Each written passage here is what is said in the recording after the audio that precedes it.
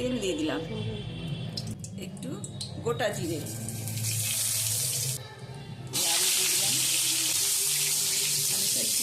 পর এখানে আমি বাঁধাকপি দিলাম। এই বাঁধাকপির মধ্যেই আমি 4-5টে কাঁচা লঙ্কা চিড়ে রেখেছিলাম। আমি এবারে এর মধ্যে হলুদ দিয়ে দিলাম, এবারে দিয়ে দিচ্ছি লবণ।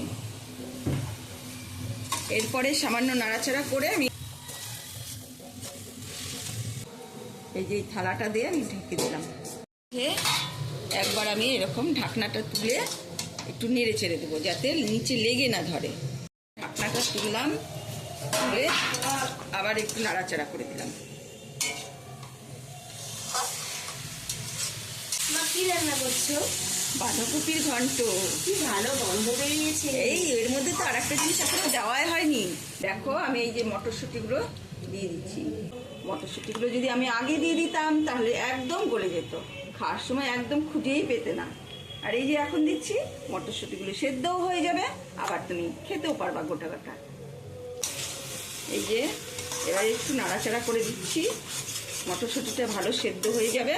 আবার একটু ঢাকা দেবো সামান্য, এই যে ঢেকে দিলাম। ঢাকনিটা তুলে সামান্য একটু চিনি দিয়ে দিলাম। সুন্দর গন্ধ বেরিয়েছে না, আমি কত যত্ন করে করেছি এটা, তাহলে বোঝো এরকম করেই রান্না করতে হয়, শুধু যত্ন আর একটু ভালোবাসা, ব্যাস তাহলেই দেখবে তোমার জিনিসের স্বাদ দ্বিগুণ হয়ে যাচ্ছে। একটু গরম মশলা ছিটিয়ে দিলাম, ব্যাস শেষ।